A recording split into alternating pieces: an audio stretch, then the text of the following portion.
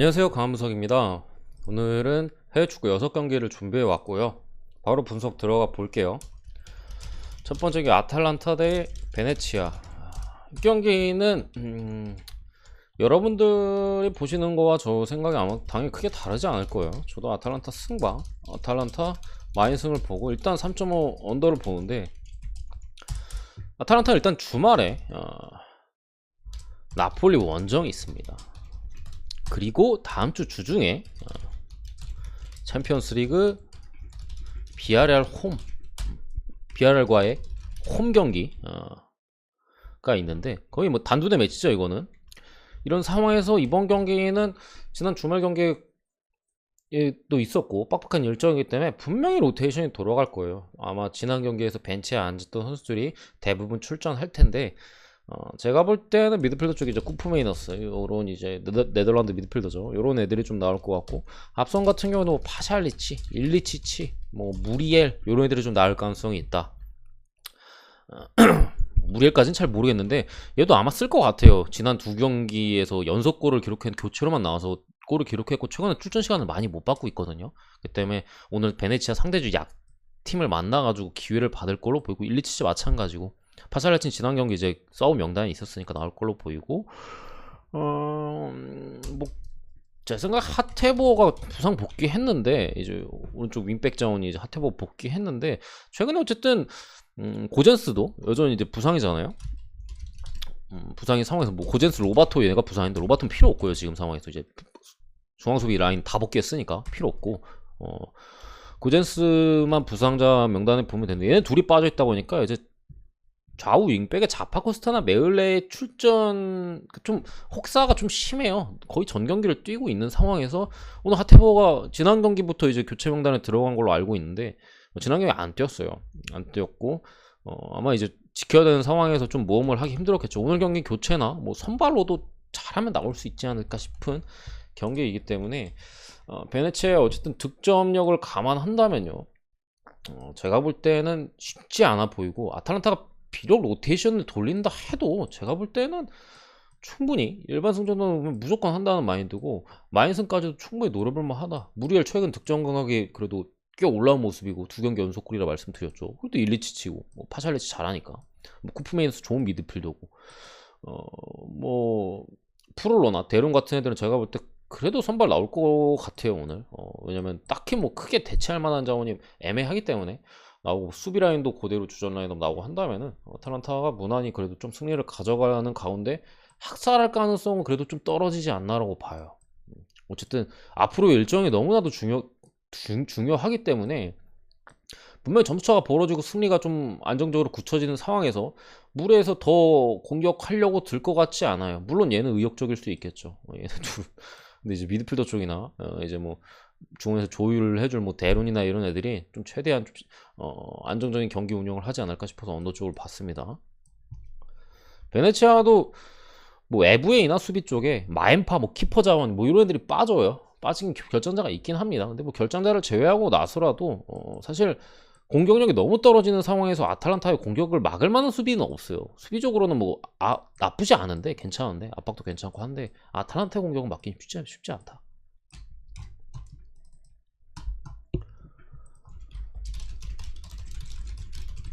이 경기도 어쨌든 주중 경기죠. 주중 경기고, 뭐 부상자 쪽 먼저 보면은 뭐 피오렌티나는 이제 풀가로 수비형 미드필더 쪽이랑 뭐 드라코프스키 골키퍼, 그리고 뭐 나스타시치 수비 쪽.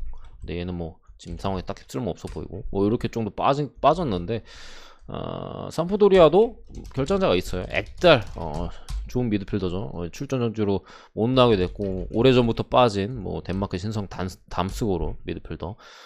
그리고 추가로 이제 최근 2연승이잖아요. 그때 이제 수비 라인에 조금 변화가 있었어요. 삼프도리아가 페라리, 얘를 좀 중요하기 시작했거든요. 어쨌든 요시다 마요 아시죠 형님들? 옛날에 사우스햄튼에서도 뛰었고, 나이도 있고, 폼도 많이 떨어진 상황에서 이 선수를 쓰면서 수비적으로 나아진 모습이고, 어쨌든 2연승까지 거뒀잖아요. 그런 상황에서 얘가 부상으로 바로 빠져서 또 요시다가 나올 확률이 높아졌어요. 이 경기 높아졌는데, 어쨌든 블라우비치를 요시다의 지금 몸 상태와 여러 가지 감안했을 때는 제가 볼 때는 쉽게 막기는 어려워 보이고요.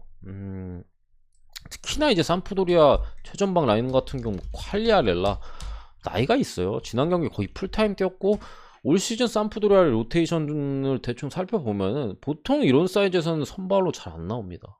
교체로 좀 나오는 모습이고 죄송합니다. 아이고.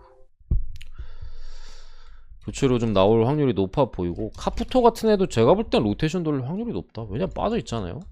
빠져 있고 퀄리아렐라도 좀 뛰기 그렇고 어쨌든 어려운 피오렌티나 원정이고 특히나 이제 미드필더 쪽에 벨에 이런 애들을 복귀하면서 확실히 힘을 실어주고 있는데 워낙 부상이 좀 많았다 보니까 복귀하고 부상당하고 복귀하고 부상당하고 이런 느낌이었어요. 그러다 보니까 이제 복귀 후에 60분 때 두 경기 뛰었거든요. 복귀하고 60분 때 뛰면서 좀 아껴주고 있는 모습인데 오늘 또 3일 경기 일정이 빡세잖아요. 주중 경기니까.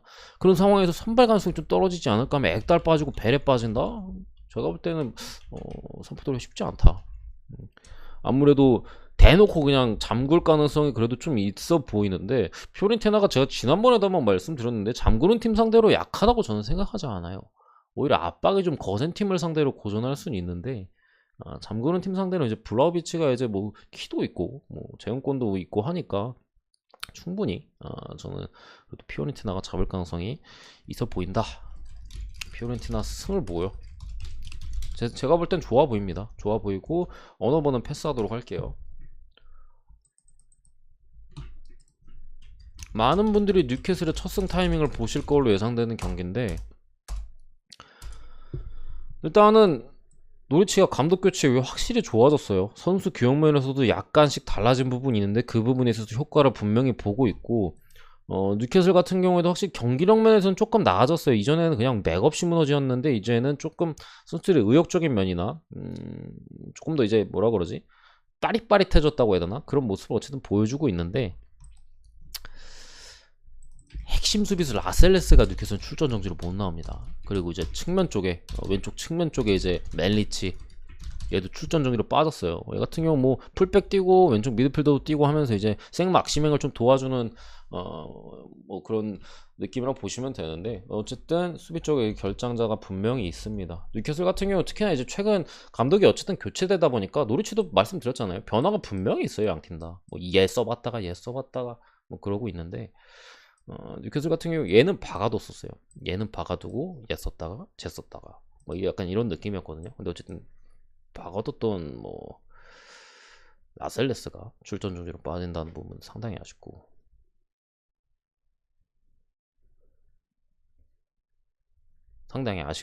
또 멜리치 문 밖에 잠깐 소리 나가지고 멜리치 얘도 뭐 출전 정지에 상당히 아쉬운 모습인데 노리치도 뭐 분명 공백이 있어요. 놀먼이 이제 얘도 핵심이에요. 수비형 미드필더인데 핵심인데 이제 좀 부상으로 빠지게 됐고요. 오장 캬박은 좀 오래전부터 부상이죠.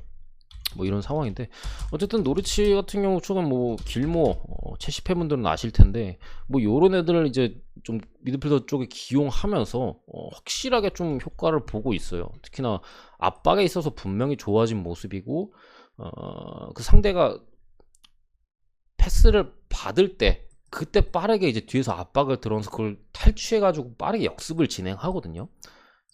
수비적으로도 뭐 나아진 부분을 말씀드리자면은 뭐 라시아 같은 활동량 좋은 이제 앞선의 자원 쓰면서 수비 가담이나 여러 부분에서 좀 더 활동량 있는 모습을 보여주면서 안정적이긴 한데 안정적은 아니죠. 어쨌든 불안한 면을 말씀드리면은 그 박스 바깥쪽에서의 수비는 좀 나아졌어요. 근데 박스 안에서 뭐 세트피스나 뭐 크로스 수비는 여전히 헬이에요.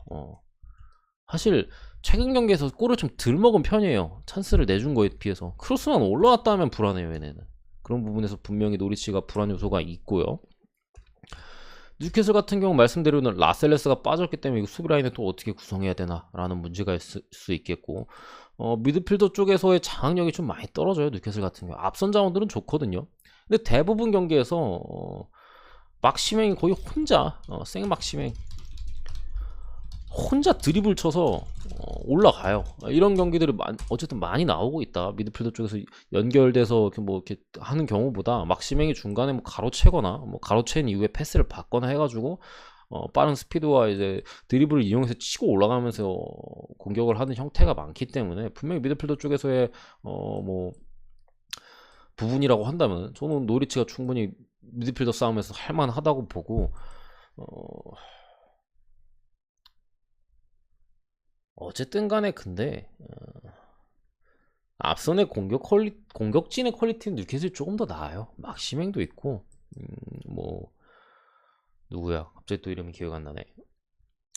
칼럼 윌슨 뭐 이런 애도 얼마 전에 이제 비교적 최근에 부상 복귀했고, 조엘링턴도 최근에 폼이 나쁘지 않잖아요. 뭐 그런 부분이 있을 수 있겠는데 제가 볼 때는 1.69 배당도 상당히 더러운 배당을 받았어요.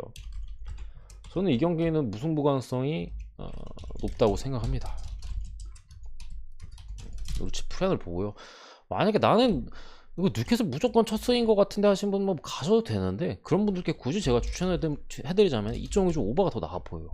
그것보다는 뉴캐슬이 이기면 제가 볼 때 오버 확률이 높다. 그러니까 뉴캐슬 실점 확률을 높게 봅니다. 저는 노리치 최근 어쨌든 그 공격적인 모습을 봤을 때 뉴캐슬이 분명히 미드필더전에서 뺏겨가지고 한번 또 역스 크게 당하고, 노리치에 어쨌든 뭐 브랜든 윌리엄스나 이제 길모 같은 애들 쓰면서 확실히 이제 에너지 레벨이 많이 올라갔거든요. 그런 부분에 있어서 실점 확률이 높다. 그런 걸 감안했을 때 뉴캐슬이 이기려면은 뭐 두세 골 뽑아야 되는데, 지금 노리치 어쨌든 아까 말씀드린 크로스 수비나 이런 거 보면 뽑을 수 있기도 해요. 그렇기 때문에 저는 오바 쪽을 보고요. 기본적으로 저는 그래도 이쪽을 보긴 합니다.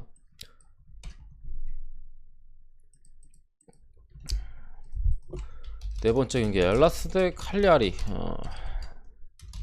이 경기도 제가 많은 고민이 있었는데 일단은 뭐 엘라스 같은 경우 칼리니치 이제 로테이션급 공격수인데 괜찮은 공격수가 빠지게 됐고요. 칼리아리 같은 경우에는 뭐 고딘이나 아니면 뭐 크라그노 뭐 골키퍼고 얘는 수비인데, 크라그노 같은 경우 이제 아내가 출산을 앞두고 있어서 개인 사정으로 좀 빠지게 됐고, 뭐 발루키에비치의 이런 수비 쪽 자원도 여전히 빠지고 있는데, 어쨌든 오래 빠져 있었기 때문에 조금씩 이제 대체 자원들이 나타나고 있고, 분명 수비가 안 좋긴 한데 얘에 대한 얘 때문에 수비가 안 좋은 건 아니에요. 얘가 나도 안 좋아요. 뭐 그런 모습인데,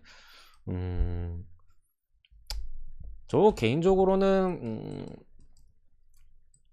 조금은 위험해 보여요.